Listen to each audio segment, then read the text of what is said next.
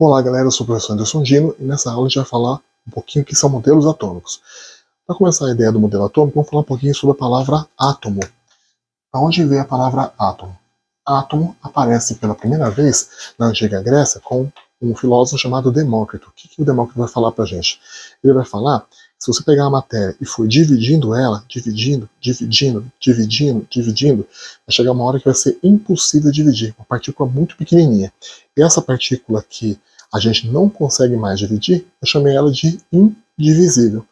Indivisível se ele falasse português. Como ele falava grego, ele usou a palavra átomo. A é uma negação, que significa não, e em português a gente pode usar in, e tomo significa parte, ou divisão. Então, isso aparece no século IV a.C., com Demócrito. Outros filósofos vão tentar utilizar esse conceito, por exemplo, como Leucipo. Só que esse assunto ele vai meio que cair no esquecimento e só vai ser retomado mais para frente, depois do Renascimento. Quando, por exemplo, um sujeito chamado Boyle, ele vai trabalhar com gases e vai falar o seguinte: bom, o gás comprime, o gás expande. Será que o gás é formado por átomos? Então ele sugere o atomismo, que é uma coisa que tinha sido proposta 2000 anos antes, só que ele não tem prova suficiente para isso ainda. Até que vai chegar no século XVIII, vai surgir o que a gente chama de leis ponderais.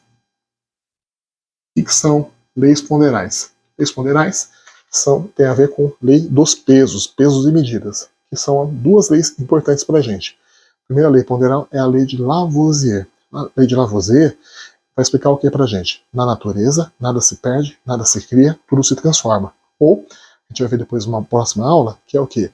A soma da massa dos reagentes é igual à massa dos produtos, a conservação das massas.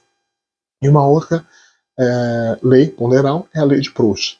Isso foi o início da química moderna, só que a pergunta era, como que a gente tem a conservação da massa? Então isso estava ainda sendo em discussão. Até que vai chegar no ano de 1803, um cara chamado John Dalton,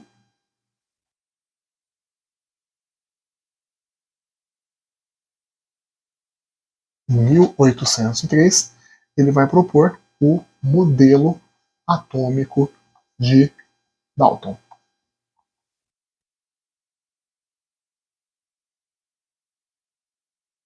O que ele vai falar então com o modelo atômico de Dalton? Na ideia do Dalton, ele vai falar o que para a gente? Que os átomos eles são formados por pequenas esferas. Essa esfera ela é maciça, homogênea,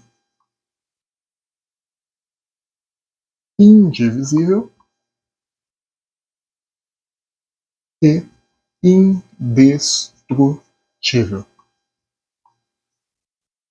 Tá? Essa vai ser a primeira ideia do jornal. Então, o que ele vai falar para a gente? O que é uma esfera? Esfera, uma bolinha. O que é uma coisa maciça? Uma coisa maciça é uma coisa que é totalmente sólida. O que é homogênea? Homogênea é que ela é igual. O que é indivisível? Opa, a palavra indivisível apareceu novamente. Indivisível é que você não consegue dividir o átomo.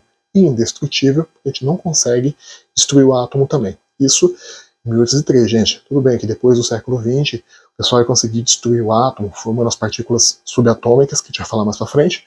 Mas a ideia é que o modelo atômico de Dalton, ele vai propor, em 1803, não tinha eletricidade, não tinha lâmpada na casa, nem papel higiênico tinha nas casas.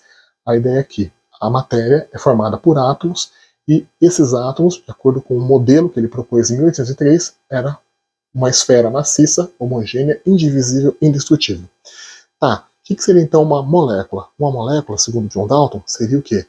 Um agrupamento de átomos. O que seria então uma reação química? Uma reação química é uma recombinação de átomos. Então, por exemplo, se eu pegar a reação química de produção da água. Na reação química de produção da água, você vai pegar então duas moléculas de hidrogênio reagem com uma molécula de oxigênio, formando duas moléculas de água. Como que o Dalton explicaria isso? Explicaria usando a seguinte ideia. Átomos de hidrogênio, a gente desenha duas molequinhas de hidrogênio. Uma molécula de oxigênio, aí você representa dois átomos de oxigênio grudadinhos um com o outro. E nessa reação química, hidrogênio com oxigênio formando água, a gente teria a formação das moléculas de água.